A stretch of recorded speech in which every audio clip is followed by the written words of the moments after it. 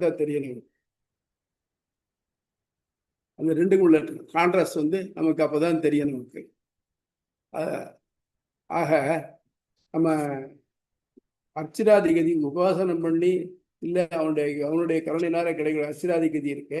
அர்ச்சிராதிகதிங்கிறது நம்ம நரகத்துக்கு போற, அதாவது எம்மப்பட்டினத்துக்கு போகக்கூடிய கதியை விட சிறந்தது அப்படிங்கிறது முதல்ல நல்லா தெரிஞ்சுக்கணும். இதுக்கு உள்ள வித்தியாசம் இவ்வளவு. இங்க போற தேவதைகள் கொண்டு போறா, இங்க யமகங்கர்கள் கொண்டு போறா. இதுல வித்தியாசம். அது தூமாதி மார்க்கம், இது அர்ச்சிராதி மார்க்கம். புரியுறதா? சுவாமி, ஒரே ஒரு தவறு. இது இங்க வந்து நெட் அன்ஸ்டேபிளா இருந்ததால அந்த முதல்ல நீங்க அந்த வெள்ளை கோபுரத்துல இருந்து போறது சொன்னீங்க இல்லையா? ஆமா, இன்னொரு வாட்டி சொல்ல முடியுமா சுவாமி? ஏன்னா ரெக்கார்டு தின்னதே தெரியல எனக்கு. இப்போ நான் இமேஜின் பண்ணேன், நீங்க நம்ம பாத்துக்கு வந்திருக்கீங்க. நம்ம பாத்துல இருந்து நான் பெருமாள் சைக்கு போனேன்னு எப்படி போவேன்? வீட்டுல உள்ள இருந்து வாசல் மட்டும் போவேன். இது வந்து அர்ச்சிஷ். வாசல் போயாச்சு. வாசல் வந்து வெள்ளை கவர்மெண்ட்ல போகணும். இப்போ பகல் சூரியன் அடிச்சுட்டு இருக்கோம், அது பகல். அப்புறம் வெள்ளை கோபத்துக்குள்ள போகிறோம், அது வெள்ளையா இருக்கு பாருங்க, பௌர்ணமாசி சுக்லபக்ஷம். வெள்ளை கவரம் போயாச்சுனாக்க கொஞ்சம் ஆயிரக்காம் இடத்துக்கு ஓரத்தில் கூடிய அந்த தவுடர் வாசல் வழியாக போகணும். அது கொஞ்சம் வடக்கு நோக்கி போகுது பாருங்க, அதனால அதுதான் உத்தராயணம். அந்த தவுடர் வாசல் அப்படிங்கிற இடம் இருக்கு பாருங்க, அதுதான் சம்பத்சரம். இது மட்டும் முடிஞ்சு போச்சு. இது காலக்கணக்கில் முடிகிறது. இதுக்கு அடுத்த அப்படி பார்த்தீங்கன்னாக்க பெரிய மணல் வெளி இருக்கு பாருங்க, அங்கே எப்பவும் காற்று அடிக்கும், அது வாயு லோகம். வாயு லோகத்தில் இந்த எண்டுக்கு வந்தீங்கன்னாக்க மெயின் என்ட்ரன்ஸுக்கு திரும்பச்சே பார்த்தீங்கன்னாக்க நமக்கு நேராக சூரியன் அடிச்சுட்டு இருக்கும். நான் நார்மலாக மூணு மணி 3:30 மணிக்கு போகிற வழக்கம். சூரியன் நம்ம நேராக பார்த்துட்டு இருக்கோம், அது சூரிய லோகம். சூரியன் தான் வழி நடத்துகிறோம், அவ்வளோதான். அங்கே போகிறச்சே சூரியனுடைய வெப்பம் தாண்டி இந்த ஆரியவிடால் வாசல், அதாவது மெயின் என்ட்ரன்ஸ் உள்ள நுழைஞ்சோம்னாக்க அது ஜில்லுன்னு இருக்கும், குளிர்ச்சியாக இருக்கும். சந்திரலோகம். சந்திரலோகம் தாண்டி போனோம்னாக்க தான் கொடிமரம் இருக்கு, மேலேயும் கீழேயுமா வருது, பளிச்சுட்டு தெரியுது. அதனால அது முன்னோர் உலகம்னு வச்சுக்கணும். அதுக்கு அடுத்தபடி பார்த்தீங்கன்னாக்கா பலிபீடம். பலிபீடத்துக்கு திருமஞ்சனம் பண்ணுவா. நல்ல வெப்பமாக இருந்து மழை பெய்யலைனாக்க திருமஞ்சனம் பண்ணுறது. ஸோ அது வர்ணலோகம். வர்ணலோகத்துக்கு அடுத்தபடி பார்த்தீங்கன்னாக்க இந்திரலோகம். இந்திரனுக்கு அடுத்தபடி சீனியர் யாருன்னா பிரம்மா. பிரம்மாவை தாண்டியாச்சுனாக்கா நம்ம அந்த இது அந்த நாழிகை டான் வாசல்னு வருது, அதுக்கு உள்ளே போயாச்சுன்னா வைகுண்டபதி. அந்த மாதிரி நான் இமேஜின் பண்ணிக்கிறது எனக்கு ஒரு மனசுல ஒரு பதியெட்டுங்கிறதுக்காக. புரியுதா? புரியுது சுவாமி. புரியுது சுவாமி. அதான் பூலோக வைகுண்டம் வழியே சொல்லிட்டீங்க நீங்க. அதுதான் இப்ப நீங்க கேட்ட கேள்விக்கு முதல்ல கேட்டே இல்லையா, நம்ம ரங்காரங்காவுக்கு ஒரு வழியான வரணும் அப்படின்னு. நம்ம பொறுத்தவரை நம்ம என்ன பண்றோம்னாக்க, நம்ம வந்து உபாசனம் பண்ணிலாம் அடையலை நேரம். நம்ம பெருமாள் திருவடி பிடிச்சுன்னு போறோம். அதனால நம்ம திருவடி பக்கமாக தான் முதல்ல போகணும். அதுதான் இப்படி போறோம். சரியா? this is my imagination. இது வந்து சீபாட்டத்தில் போட்டுக்கணும்னு நினச்சிக்க வேண்டாம். இது ஒரு ஒரு ஒரு அனாலஜிக்காக சொன்ன நினச்சிக்கலாம். அடுத்த அதிகரணம் வாயு அதிகரணம். சுவாமி, ஒரே ஒரு கேள்வி. இதுல வந்து இந்திரலோகம் வருது, பிரம்மலோகம் வருது. சிவனுக்காக கைலாயமோ எதுவுமே வருது இல்ல அதுல? இந்த வழியில் இல்லை இது. அதாவது இந்த வழியில் அது இல்லை. இப்போ ஃபார் எக்ஸாம்பிள், நான் திருச்சியிலேருந்து சென்னை போனோம்னாக்க மெயின் லைனில் போகலாம், இல்லை கால் லைனில் போகலாம் இல்லையா? சிவனுக்கான வழி இதில் வரல. இதில் இன்னொரு விஷயம் என்னன்னாக்க, சிவன் வந்து என்ன கடவுள்? இல்லை, தண்டிக்கக்கூடிய கடவுள். அதுக்கு தானே இருக்கார் அவர். அப்போ அப்படி இருக்கச்ச அவருடைய வழி போனோம்னாக்க என்ன பண்ணோம்னாக்க எம்மப்பட்டினம் வழியாக போக வேண்டியிருக்கும், சமயமான வழியாக போக வேண்டியிருக்கும். இதுக்கு வந்து அப்படி இல்லை. சூரிய நாராயணன் ஏஷோ அந்தராதித்ய பெருண்மை புருஷோ திருஷ்யத்தேன்னு பார்த்தோம் இல்லையா? அதனால் இந்த சூரிய வழியாக போக வேண்டியிருக்கும். இந்த வாயுங்கிறது என்னன்னாக்க நம்ம இந்த உலகத்துக்கும் வானத்துக்கும் இருக்கிற தொடர்பு. அதனால இந்த 5 காலத்தை காட்டக்கூடிய தேவதைகள் தாண்டதுக்கு அப்புறம் இந்த உலகத்தையும் வானத்தையும் அணைக்கக்கூடிய வாயு, அப்போ வானத்தில் இருக்கக்கூடிய சூரியன், அப்புறம் சந்திரன், அந்த மாதிரி வரிசையா வரும். புரியுதா? புரியுது சுவாமி, புரியுது. அடுத்த அதிகரணம் வாயு அதிகரணம். அர்ச்சிராதிகதி ஒன்றே என முந்தைய வாதத்தில் நிறுவப்பட்டது. அதன் வரிசையில் காணப்படும் சில மாற்றங்கள் ஆராயப்படுகின்றன. முதலில் வாயுவின் வரிசை என்ன என்பது கருதப்படுகிறது. இதுவரை பார்த்த வரிசை கிரமம் அர்ச்சிஷ், பகல், சுக்லபக்ஷம், உத்தராயணம், பருஷம். அதாவது நம்ம காலத்தை தாண்டி போடுறோம். நமக்கு காலம் எப்போ இருக்கும், எப்போ வினைகள் இருக்கோ அப்போ காலம் இருக்கும். அதனால் அதை தாண்டி போடுறோம். இவையாவும் காலக்கணக்குகளே. இதற்கு பின் தேவருலகுகள் தொடங்குகின்றன. அதில் வாயுவின் இடம் எது என ஆராயப்படுகிறது. சாந்தோக்கியம் மாதம், வருடம், சூரியன். மாதம் தேவலோகம், சூரியன். இவ்வுலகு வாயுலோகம், சூரியன். இவ்வுலகு தீ உலகு, வாயு உலகு, சூரியன். இந்த சூரியனுக்கு முன்னால வாயு உலகம் வருது. எல்லா உபனிஷத்திலும் ரிப்பீட் ஆகுது. இதில் முரண்பாடு தோன்றுகிறது. பூர்வபக்ஷம் முக்த ஞானம் நிறைந்தவன், தன் விருப்பப்படி செல்ல வல்லவன், எவ்வழியிலும் செல்லலாம் அப்படின்னு சொல்றார். அப்படி இல்லைப்பா, தேவர் உலகம் அப்படிங்கிறதே வாயு உலகம்தான். வாயு உலகத்தை தேவர் உலகமும் சினானிமஸா இருக்கு. ஆகவே வாயு உலகம் சொன்னாக்க தேவலோகம் தான் சொல்றது. அதாவது இந்த வாயு உலகத்திலிருந்து வெவ்வேறு தேவ உலகங்கள் தனித்தனியாக அதிலிருந்து ஆரம்பிக்கிறது அப்படிங்கிறது உபனிஷத்துக்குள்ள கருத்து. பக்கம் 398. வாயுவதிகரணம் வழி உலக களம் தொடர்ந்து வழி ஆராயப்பட்டு வருகிறது. அதன்படி இதனிடையில் வரும் உலகுகள் வரிசை ஆராயப்படுகிறது. அவ்வரிசையில் வழி உலகு எவ்விடத்தில் கொள்ளப்படுகிறது என்பது நிலையத்தப்படுவதால் இக்களம் வழி உலக களம் வாயுவதிகரணம் எனப்படுகிறது. ஒளிவழியின் வரிசையில் சாந்தோக்கியம், மாதம், வருடம், பரிதி. பிரகதாரண்யகம் மாதம் தேவருலகு, பரிதி. பிரகதாரண்யகம் இவ்வுலகு, வழி உலகு, பரிதி. கௌஷிதகி இவ்வுலகு, தீ உலகு, வழி உலகு, பரிதி. வாஜசநேயம் ஒளி வழியால் பரிதி. இந்த வழிகள் முரண்டது போல் காணப்பட்டுள்ளது. இதன் நிலை ஆராயப்படுகிறது. இங்கு எழக்கூடிய ஐயம், சூரியன் ஒரு இடைப்பட்ட இலக்காக எல்லாவற்றாலும் காட்டப்பட்டுள்ளது. இடையில் வரக்கூடிய தேவ உலகு, வழி உலகு இவற்றை பற்றி ஐயம் எழுகிறது. வாயு உலகு இவ்வரிசையில் எங்கு அமைந்துள்ளது? இதை பற்றி நிலவும் மாற்று கருத்து. வழியால் செய்பவன் ஞானி, பிரம்மத்தை அறிந்தவன். ஆகவே அவன் தன் விருப்பப்படி செல்லும் திறன் படைத்தவன். இப்போ இவர் சொல்றதுல ஒரு சின்ன ஃப்ளா இருக்கு. என்னன்னாக்க, இந்த போற ஞானி இருக்கான, முக்தன் இருக்கானே, அவனுக்கு அந்த ஸ்பெஷலா இருக்கிற நுண்ணுடல் தான் இருக்கு. ஸ்பெஷலா இருக்கிற நுண்ணுடல்னால அவன் டிசைட் பண்ணி எதுவும் போக முடியாது. அவனுக்கு முக்தி கிடைச்சிருத்துனாக்க அவன் எதையும் பண்ண முடியும் அவனுக்கு. ஆனா அவன் சக பிரம்மணா விபஸ்தின்னு பிரம்மத்தை ஒத்தவனாக எல்லாத்தையும் அனுபவிக்கிறான். ஆனா இன்னும் அந்த நிலை வரல. அதனால இவன் செலக்ட் பண்ணி போறதுங்கிற மாதிரி இல்லை. இவனை இங்கிருந்து ஜெட்டிசோன் பண்ணி அனுப்பி விடுறதுக்கு அவனுக்கு அந்த நுண்ணுடல் கொடுக்கப்பட்டிருக்கு. இவ்வழிகள் வெவ்வேறானவை. இதில் தன் விருப்பப்படி ஏதோ ஒரு வழியில் செல்கிறான் என்பதை ஏற்புடையது. இக்களத்தின் சூத்திரமும் பொருளும் வாயும் அப்தாத் அவிசேஷ விசேஷாபியாம்.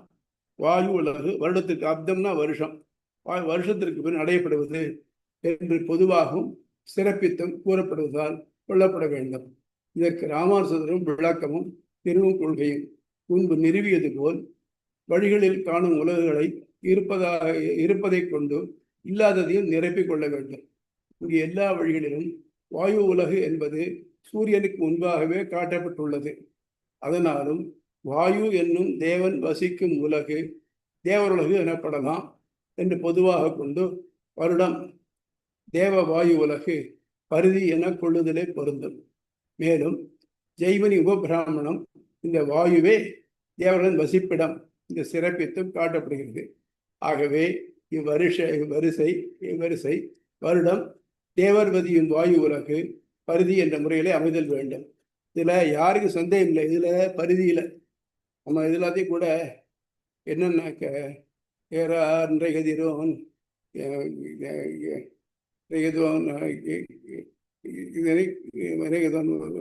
உலகனை கீண்டு புக்கு அப்படிங்கிறார் சிறிய திருமணம்ல.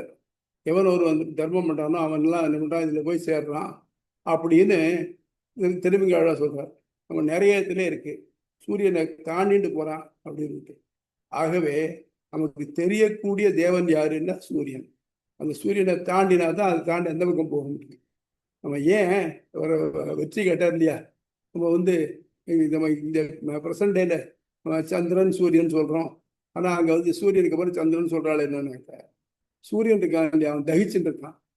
அவன் தகிச்சுட்டு இருக்கிறவனை வந்து இப்ப இதை எடுத்துக்க முடியுமானாக்க, அதுக்கப்புறம் ஒரு கட்டத்துக்கு அப்புறம் பின்னால ஒரு சுகம் கிடைக்கும் இல்லையா. அதனால என்ன பண்றோம்னாக்க சூரியனுக்கு அப்புறம் சந்திரன் வச்சிருக்கான், சந்திர உலகம். இன்னொன்னும் நம்ம முன்னாலே பார்த்தோம், இந்த பஞ்சாகிரி வித்தியில தேவர்களாம் என்ன பண்றா, பஞ்சாகிரி வித்தியில ஆரம்பிக்கிறச்சு இந்த சந்திரன்ல இருந்து அவன் இது மேகத்துல போடுறான், மேகத்துல இருந்து மழையா வருது அப்படின்னு சொல்றதுனால சந்திர உலகு வந்து இந்த இதெல்லாம் போய் சேர ஒரு ஜங்ஷன் பாயிண்டா இருக்கு. அதனால சூரியனுக்கு அப்புறம் இந்த சந்திரனா இருக்கு. ஏன்னா சூரியனை வந்து மேகத்துல போட சொல்ல முடியாது, ஏன்னா அவன் ஆவியாக்கிடுவான். சந்திரனாக தான் அவனுக்கு தண்ணி நிலைக்க வைப்பான். அதனால புரியுறதா? Any doubts?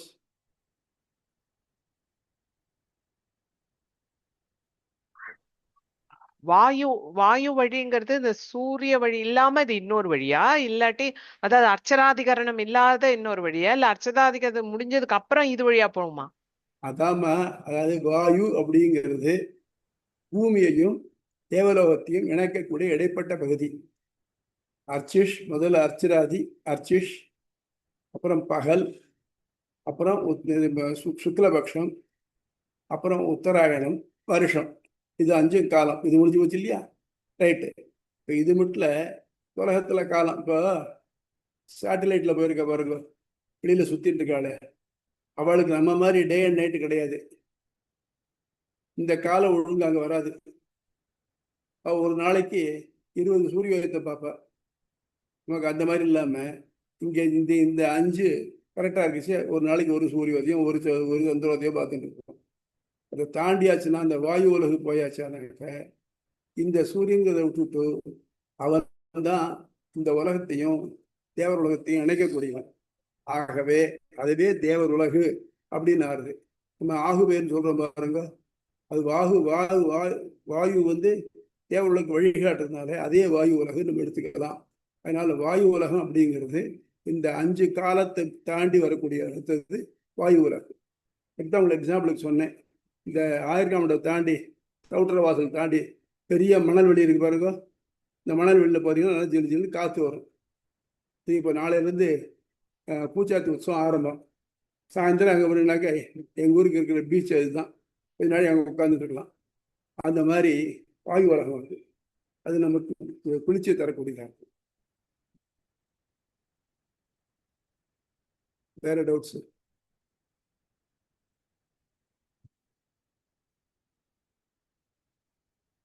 சரி, வேற ஏதாவது டவுட் உண்டா? இல்ல சாமி, கிளியரா இருக்கு. பிரேமதா, டவுட் உண்டா உங்களுக்கு?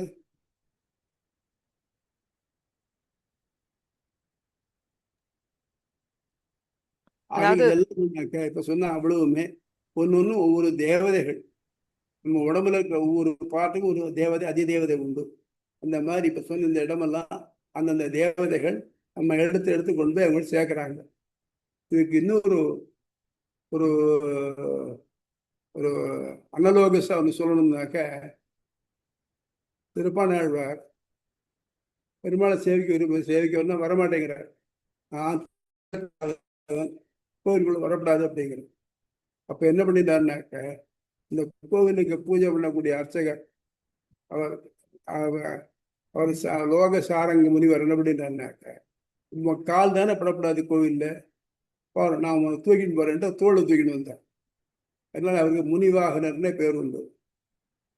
அவர் எங்க இது வந்த உடனே இந்த நம்முடைய கொடிமரம் இருக்கு இல்லையா, கொடிமரம் வந்த உடனேயே அவருக்கு பெருமாள் தரிசனம் கொடுக்க ஆரம்பிச்சுட்டார். உள்ள போல இன்னும் மூலஸ்தானத்துக்கு போல போர்ச்சே என்ன பண்ணாக்க அவருடைய திருவடி தெரியறதான். திருக்கமல பாதம் வந்து என் கண்ணில் உள்ளன ஒக்கின்னதே அப்படின்னு பார்த்தார். சரி, அதை பார்த்துட்டு இருந்தாருனாக்க அடுத்தபடி என்ன பண்ணினாக்கா கால் இங்க இருந்து அவருடைய இடுப்பு ஆடைக்கு சொல்லி அரைச்சி வந்த ஆடையின் மேல் சென்றதாமனு சிந்தனையை. இது எப்படி இருக்குன்னாக்க ஒரு அலை, ஒரு துரும்ப இங்கே தள்ளி அங்கேயும் தள்ளி அங்கேயும் தள்ளி கொண்டு போகிற மாதிரி எல்லாத்தையும் கொண்டு போயிட்டு கடைசியில் அவர் அங்கே போய் பெருமாளை நேர போய் சேவிக்கிறச்சு அரங்கனை கண்டகங்கள் மற்றொன்றினை காணாவே அப்படின்னு வேற ஒன்றும் அவருக்கு பராமதம் கூட நான் பார்க்கலப்பா, ரங்கநாதனை பார்த்துருக்கேன், இது பூரா எனக்கு அப்படின்னு இன்னவர். அதனால ஒரு அடி திருவடி, அவருடைய திருப்பீதக வாடை, திரு உந்தி, திருவயிறு, திருமார்பு, திருக்கழுத்து, செவ்வாய், கண்கள், உடம்பு, இதை பூரா வரிசையா ஒரு அலையில ஒரு துரும்பு தள்ளப்படுவது போல தள்ளப்பட்டு போய் அவருக்கு தெரிஞ்சுதுங்கிறார். அதே மாதிரி நமக்கு இங்கிருந்து இதுலேருந்து அது, அதுலேருந்து அது, அதுலேருந்து அது போய் சேரும்.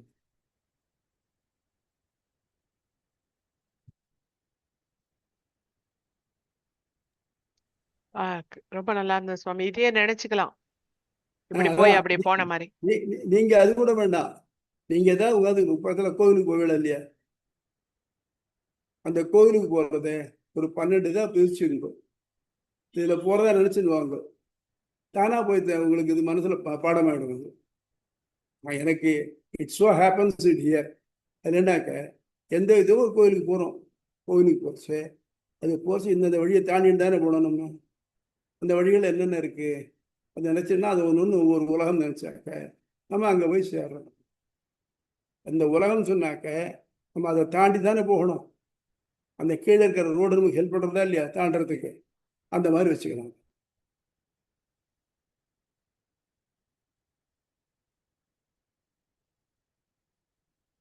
வேற